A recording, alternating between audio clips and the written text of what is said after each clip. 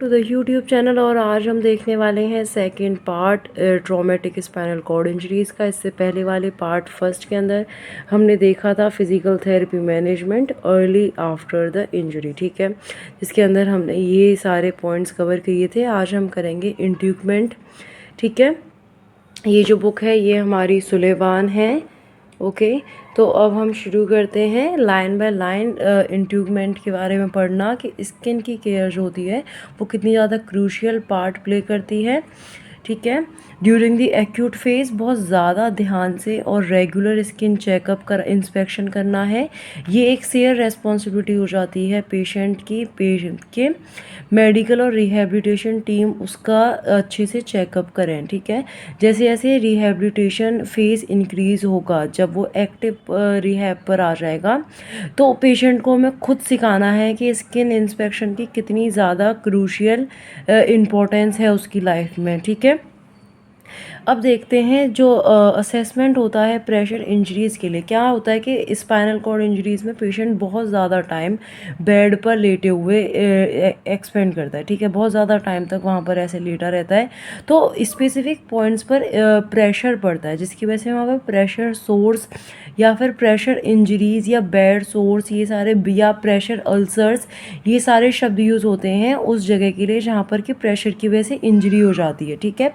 तो असेसमेंट हमें as a physiotherapist या फिर एज अ रिहैबिलिटेशन सेंटर्स के अंदर हम वर्क करते हैं तो हमें पता होना चाहिए कि किस तरीके से हमें असेसमेंट करना है। तो सबसे पहले यहाँ पर दोनों चीज़ें इन्वॉल्व होती हैं। एक तो आप ऑब्जर्वेशनल भी करेंगे, विजुअल ऑब्जर्वेशन करेंगे, साथ के साथ पैल्पेट भी करेंगे, ठीक है। और उसकी पूरी बॉडी पर आप ऑब्जर्वेशन करेंगे, इंटायर बॉडी के ऊपर आप ऑब्जर्व करेंगे कोई बेड सोर्स जैसी चीज़ दिख तो नहीं रही है, ठीक है। पेशेंट की पूरी बॉडी को आप रेगुलरली चेक करेंगे, ज़्यादातर ध्यान उन जगह पर देंगे जहाँ पर ज़्यादा प्रोबेबिलिटी है बेड सोर्स आने की। इस टेबल के अंदर सिंप्लीफाई करके बताया हुआ है कि अगर पेशेंट सुपाइन के अंदर है तो ऑसिपोट, स्कैपुला, वर्टिब्रिया, एल्बोज, सैक्रम, कॉक्सिक्सी और हील्स, इन सारी जगहों पर सुपाइन पोजीशन के अंदर बेड सोर्स होने के चांसेस हैं। अगर प्रोन में है तो ear, shoulder, iliac crest, male genital region, patella और डॉर्सम ऑफ फीट के ऊपर है और साइड लाइन में है तो ear, shoulders, greater trochanter, head of fibula, knees, lateral malleolus और मीडियल मेडुलस, इन सारी जगहों पर ज़्यादा चांसेस हैं उसके बेड सोर्स आने के, ठीक है। तो मेन फोकस हमें यहाँ पर रखना है। ये तो हो गया ऑब्जर्वेशन की बात। अब देखते हैं पैल्पिटेशन के लिए क्या होगा। पैल्पिटेशन जो है हम इसलिए करते हैं कि अगर हम पैल्पेट करेंगे तो हमें वहाँ पर टेम्परेचर चेंज जो है उसका उसकी सेंसेशन पता पड़ेगी, ठीक है, कि टेम्परेचर चेंज हुआ है या नहीं हुआ है। तो टेम्परेचर चेंजेस होते हैं तो वो इंडिकेटिव होता है हाइपरैमिक रिएक्शन का, कि वहाँ पर कुछ ऐसा रिएक्शन चल रहा है जिसकी वजह से ऐसी एक्टिविटी वहाँ पर हो रही है स्पेसिफिक रीजन के अंदर, जिसकी वजह से कि वहाँ पर टेम्परेचर इंक्रीज़ हुआ है ऑब्वियसली। तो यहाँ पर कुछ चीज़ें हमें ध्यान रखनी है असेसमेंट में, एक टेम्परेचर के साथ साथ और भी, कि कोई डार्क पिगमेंटेड स्किन अगर हमें दिखाई दे रही है, क्योंकि अर्ली स्किन जो होती है जो प्रेशर के लिए जब रेस्पॉन्स देती है तो वो हमें एकदम से दिखाई नहीं देगी, रेडीली अपेरेंट नहीं होगी। स्किन रिएक्शंस जो हैं वो एक्सेस कर देते हैं प्रेशर को, जिसकी वजह से कि वहाँ पर हमें रेडनेस, लोकल वार्मथ और लोकल एडिमा भी दिखाई देगा और स्मॉल ओपनिंग या क्रैक्ड स्किन एरियाज़ भी दिखाई देंगे। तो ये कुछ स्पेसिफिक फीचर्स हैं या रिस्क फैक्टर्स हैं जो हमें पेशेंट के अंदर ड्यूरिंग दी असेसमेंट ऑब्जर्व करने हैं। अगर पेशेंट ऐसा कोई भी ऑर्थोटिक डिवाइस को पहन रहा है तो वहाँ पर हमें स्पेसिफिकली ध्यान देना है कि उसके कॉन्टैक्ट पॉइंट्स के बीच में हमें देखना है कि कहीं बेड सोर्स जैसी चीज़ बन तो नहीं रही है, ठीक है। इसके साथ साथ स्किन इंस्पेक्शन के साथ जो और भी फैक्टर्स हैं जो इसको बेड प्रेशर इंजरीज़ की रिस्क को इंक्रीज़ करते हैं। सबसे पहले है स्पास्टिसिटी, ब्लैडर बॉवल इनकॉन्टिनेंस और न्यूट्रल डेफिशिएंसीज, ठीक है। एक नंबर ऑफ स्केल्स यूज़ करे जाते हैं, ऐसा तो नहीं है ना कि पेशेंट को हम हमेशा देख कर ही वो करेंगे। मतलब हम उसके अंदर वो देखते हैं कि कितनी परसेंटेजेस हैं इसके अंदर बेड सोर्स होने की। तो यहाँ पर एक स्केल है जो बहुत ज़्यादा कॉमनली यूज़ किया जाता है, वो है ब्रैडन स्केल।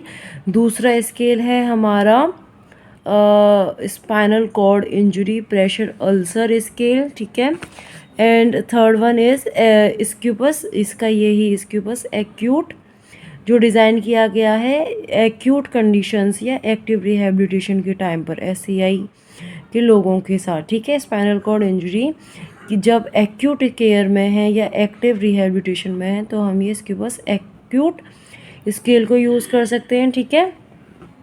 अब यहाँ पर देखो, अगर पेशेंट आपने असेसमेंट किया, सब कुछ किया, बट जो भी है बाद में जाकर के आपको पता चला कि प्रेशर इंजरीज पेशेंट को हो गई हैं, तो उसके लिए बहुत सारे टूल्स ऐसे आते हैं जिससे कि आप उनको वो करेंगे, एग्जामाइन करेंगे, ठीक है। तो उसके लिए आपको उसकी location, shape, size, stage of the wound, वो सारी चीज़ें डॉक्यूमेंट करनी है, ठीक है। हॉस्पिटल में या फिर भी अगर होम सेटिंग है वहाँ पर आपको वो चीज़ें डॉक्यूमेंट करनी है। और उससे भी बढ़िया है कि एक फ़ोटोग्राफ उस वुंड का आपको ले लेना है, ठीक है।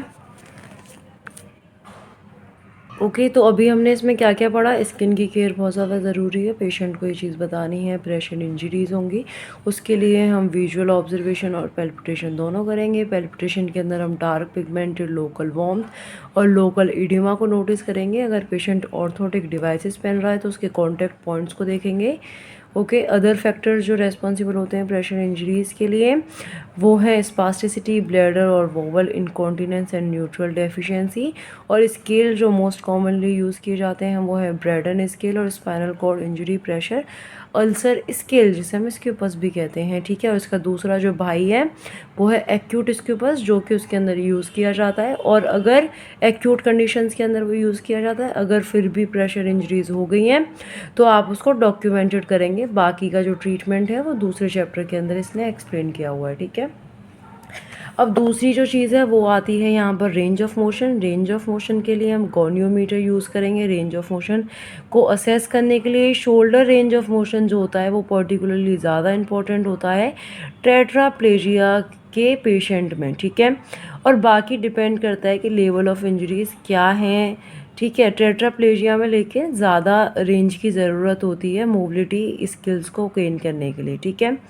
और डिक्रीज़ रेंज ऑफ मोशन के साथ साथ डिक्रीज़ रेंज ऑफ मोशन अगर होता है तो उसके साथ जो है आपको शोल्डर पेन भी एसोसिएटेड हो जाता है।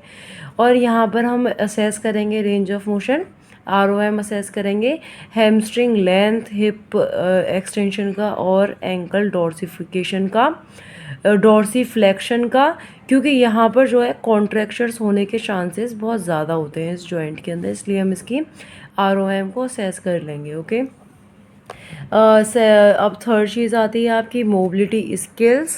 अर्ली फेज में रिकवरी के पेशेंट जो है ऑब्वियसली वो रिस्ट्रिक्टेड होगा, फ्रैक्चर्स हो रखा है, स्पाइनल कॉर्ड इंजरी हो रखी है, मोटर फंक्शंस जो हैं वो हैम्पर हो रखे हैं, सेंस के फंक्शंस हैम्पर हो रखे हैं।